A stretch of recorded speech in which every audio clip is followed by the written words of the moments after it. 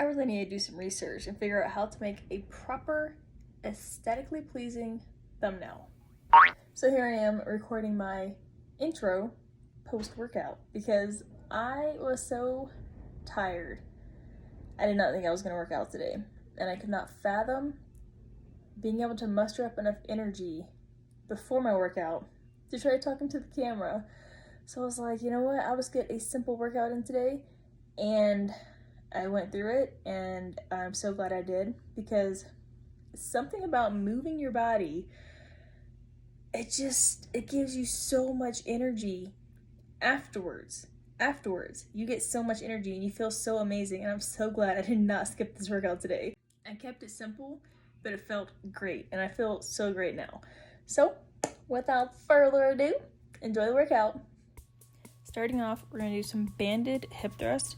The band is optional. You don't need the band. I just like it because I feel like it activates more muscles, as well as reminding me to keep my knees pressed outward and not to let my knees cave in.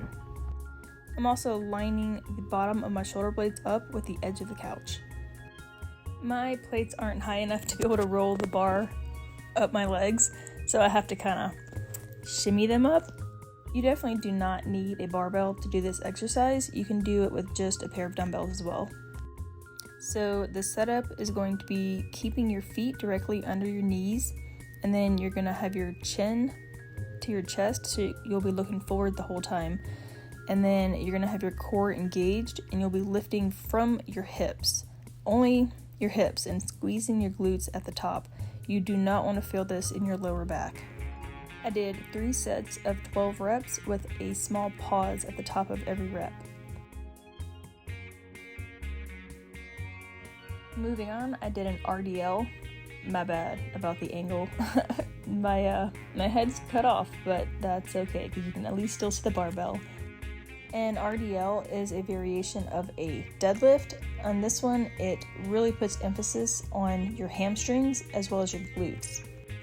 And as you can see, the bar never touches the ground.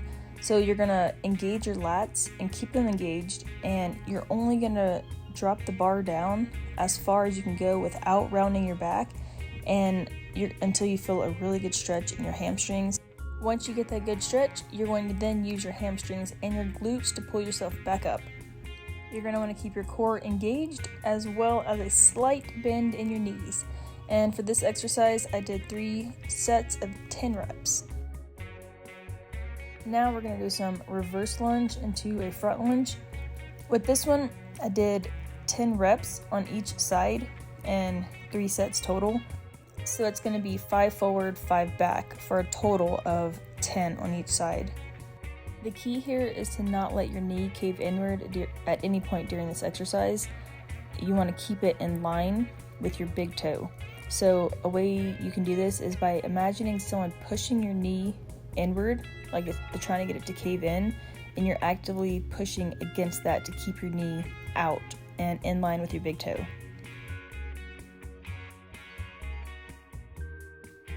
Moving on, I'm doing some hamstring curls, and here I'm using a bench, but this can absolutely be done without a bench by taking a long resistance band and wrapping it around some sturdy object, and then putting the band around your ankles and curling as you would here on the bench.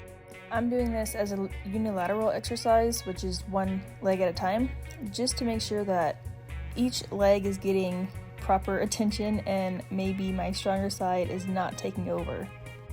A key here is to drive your hips into the ground or into the bench so that you're not arching your lower back as you try to lift the weight. On this one, I did 10 reps on either side and 3 sets.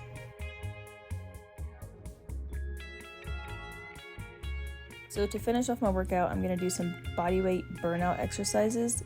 On this one, I'm doing some Flutter Kicks, and I'm doing 50 reps total.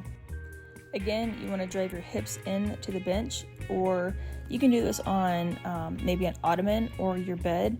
Just drive your hips down, and you're thinking of just using your glutes. Last burnout is going to be some reverse hypers. You'll see here I started with my feet apart, but then I decided to put my feet together, and it just it made it feel more stable. So you can do it either way. You can keep your feet apart or you can keep your feet together. You'll feel it a little bit differently depending on how you decide to keep your feet.